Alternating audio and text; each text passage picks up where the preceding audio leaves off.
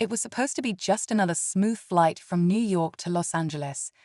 The cabin was buzzing with the usual energy, passengers settling in, flight attendants moving briskly, and the scent of fresh coffee drifting through first class. But then, something happened that would change everything.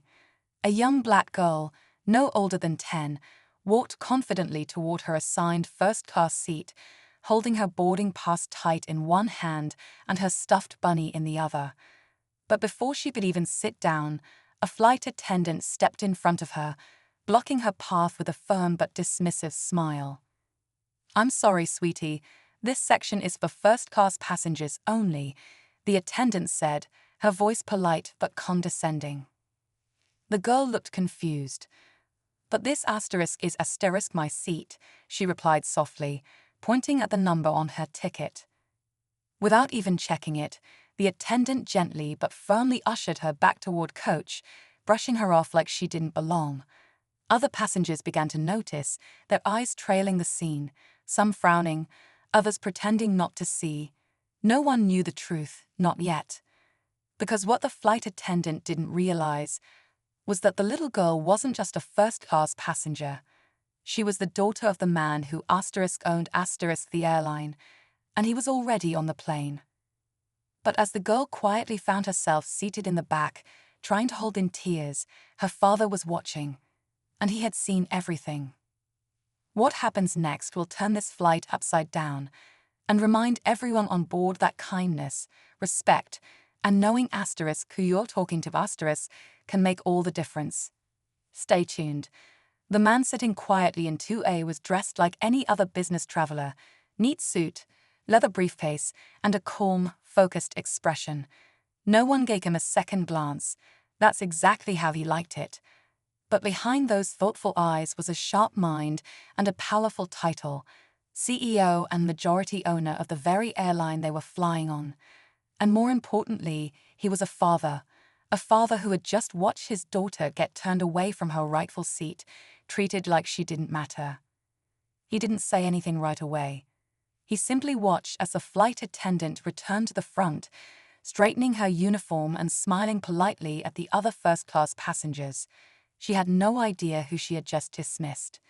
No clue that her actions had been seen by the one person on this plane who could change her future in an instant.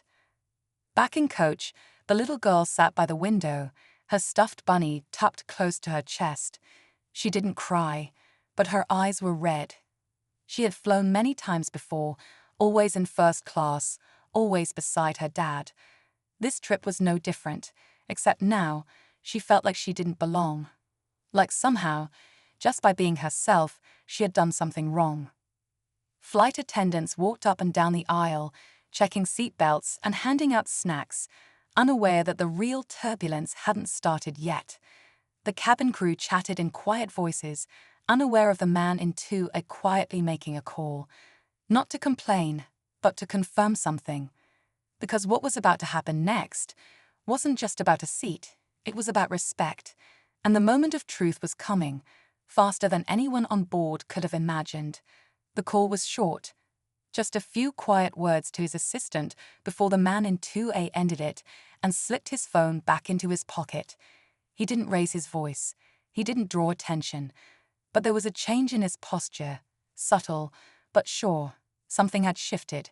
He glanced back toward the coach section, just enough to catch a glimpse of his daughter through the narrow aisle. She was staring out the window, trying to stay strong. And that was what hurt him the most. Not that she had been turned away, but that she thought she had to accept it. The flight attendant who sent her back had returned to her duties, completely unaware. She made her rounds through first class with practiced charm, checking on passengers, offering drinks, and laughing softly at small talk.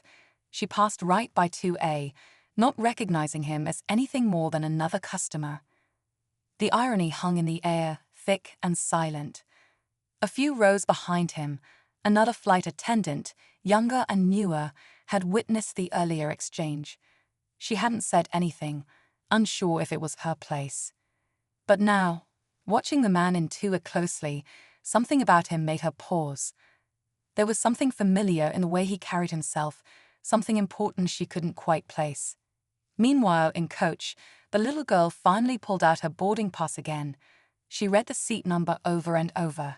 1C, she hadn't been wrong. But even with that proof in her hand, she didn't feel like arguing. She just wanted the flight to be over. But it wouldn't be over anytime soon. Not before truths were revealed. Not before consequences landed harder than any turbulence. And not before the cabin learned who really had the power at 30,000 feet. 30 minutes into the flight, the air inside the plane felt heavier, not because of turbulence, but because something unspoken was hanging there. The man in 2A hadn't said a word about what happened, but his silence had weight. A quiet kind of power. He took a sip of water, his eyes scanning the first-class cabin, every detail, every expression. He wasn't looking for attention. He was watching, calculating. In the back, the little girl sat quietly, her feet swinging just above the floor. A woman seated beside her leaned over kindly and said, "That your bunny. He's cute." The girl nodded, managing a smile, but her voice barely came out. "His name is Benny." The woman smiled back, but couldn't help noticing the crumpled boarding pass in the girl's hand. She saw the seat number -1C and blinked. She knew what that meant, but didn't want to believe it. Still, she tucked it away in her mind. Up front, the flight attendant who turned the girl away chatted with a couple, laughing about her weekend plans. She didn't see anything wrong. To her, it had been a simple misunderstanding. She had judged based on looks, assumptions, and experience. But what she hadn't counted on was being wrong. The newer flight attendant, still uneasy, whispered to a fellow crew member, "Did you see that man in 2A? I think he's someone important." Her voice was low, cautious. "And I don't think he's happy." In the cockpit, the captain received a discreet message from corporate. Nothing alarming, just a note that a senior executive was on board and preferred discretion. The captain raised an eyebrow, glanced at the passenger list, and paused. He recognized the name immediately. This was no ordinary passenger. And the real fallout was only just beginning. An hour into the flight, the mood in the cabin had shifted. Passengers in both first class and coach could feel it, even if they couldn't explain it. Whispers had started, quiet ones at first. The woman next to the little girl had discreetly shown the boarding pass to another passenger, who raised his eyebrows and shook his head. Word was spreading slowly. Something wasn't right. The newer flight attendant, still watching the man in 2A, stepped into the galley and pulled out her tablet. She scrolled through the passenger manifest again, eyes widening slightly when she landed on his name. Then she looked up, heart beating faster. She knew who he was now. And suddenly, the earlier moment with the little girl made sense in a way that hit her like cold air. She stepped aside, unsure whether to say something or stay quiet. Either choice felt risky now.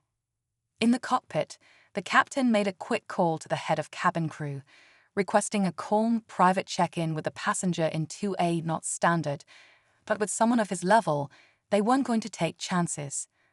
The flight attendant in question, still unaware, was asked to assist, and she walked toward first class with her usual confidence. As she approached his seat, he looked up, calm, composed, but with a gaze that held weight. "We need to talk," he said simply.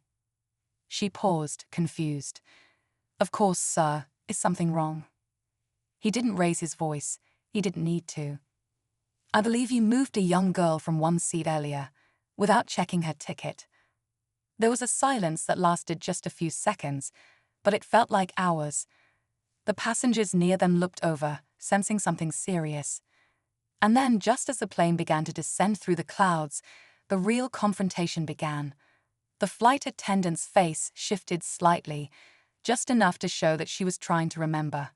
There were dozens of passengers, so many faces, but when the man in 2A said those words, something clicked. Her eyes widened for just a second before she masked it with a professional smile. "There must have been some confusion," she said quickly.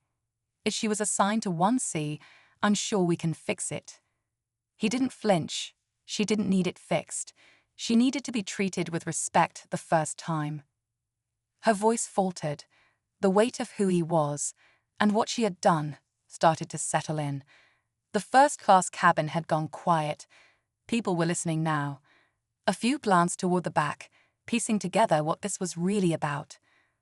Then, just as the tension was thick enough to snap, the co-pilot stepped into the cabin, clearly nervous. He leaned in and whispered something to the CEO. His face tightened. "Are you absolutely sure?" the man asked in a low voice. The co-pilot nodded. "We just got a call. There was a system flag. Someone tried to change the seating records mid-flight." The CEO looked straight at the flight attendant, who now looked pale. In that moment, a second twist snapped into place. This wasn't just about a wrong seat. Someone had tried to cover it up. The CEO's voice dropped even lower. "I gave my daughter that seat myself, but now the system says it was never hers, and someone on this plane made that happen." The stakes had just gone from a personal slight to a possible abuse of authority. And while the plane continued its descent, one thing was clear. What started as an uncomfortable moment was now something much bigger. And the landing would bring more than just wheels hitting the runway. As the plane began its final descent, the cabin was tense with silence. The passengers in first class sat still, watching the man in 2A, now fully revealed to be the CEO of the airline, rise from his seat. He wasn't angry in the way people expected. No shouting, no grand scene, just a quiet authority that made every word land harder. He walked slowly down the aisle, past the stunned flight attendant, past the rows of seats, until he reached his daughter and coach. She looked up, surprised, her eyes lighting up when she saw him. He knelt beside her and smiled gently. "Come on, sweetheart," he said. "You were right all along." She stood up, still holding her bunny, and followed him back toward the front of the plane. People moved out of the way without a word. As they reached first class, he stopped just before 1C and turned to face the entire front cabin. The flight attendant stood frozen, her hands clenched behind her back. "Let me be clear," he said, his voice calm but firm. "This airline stands for fairness, dignity, and respect, and no employee, no matter their rank, has the right to treat someone like they don't belong." He then looked directly at her. There was no mistake. There was a decision, and decisions have consequences. Just as she started to speak, another voice came from behind, a supervisor who had been seated quietly the whole time, unnoticed. "She's already been flagged. We'll handle it the moment we land," he said quietly. But then the final twist came. The young flight attendant, the one who had stayed silent earlier, stepped forward. "It wasn't just her," she said softly. "She wasn't alone. Someone else from the crew helped change the seat." Gasps filled the cabin. The CEO nodded slowly. "Then we'll find out who, because this ends now." And as the wheels touched down, the plane might have landed, but for some people on board, it was just the beginning. After the plane landed and rolled to a smooth stop at the gate, the tension finally began to lift. Passengers stayed seated, unusually quiet, waiting to see what would happen next. The CEO stood calmly with his daughter beside him, her hand still tucked into his. A team of airline supervisors and security personnel boarded quickly and quietly, speaking to the involved crew members one by one. There was no scene, no raised voices, just a calm, professional handling of something that should have never happened. The flight attendant who had changed the seat records was escorted off the plane, not in shame, but under investigation. The second crew member who had helped her tried to deny it, but the system logs didn't lie. They had both made a choice based on assumptions, and now they had to face the consequences. As the other passengers finally began to gather their things and file off the plane, many of them stopped to nod or quietly thank the CEO. Not because he was powerful, but because he stood up, not just for his daughter, but for something bigger. A few even told the little girl, "You were brave," and she smiled shyly, clutching Benny the bunny close. Later that evening, the CEO released a company-wide message. It wasn't about punishment, it was about culture. about making sure every person, no matter their age, race, or background, feels seen, valued, and respected the moment they step on board. He didn't name names. He didn't have to. The story spread online, and not just because of who he was, but because of what it stood for. A reminder that sometimes small actions carry big lessons, and in the sky, just like on the ground, everyone deserves a seat they've earned and the respect that comes with it.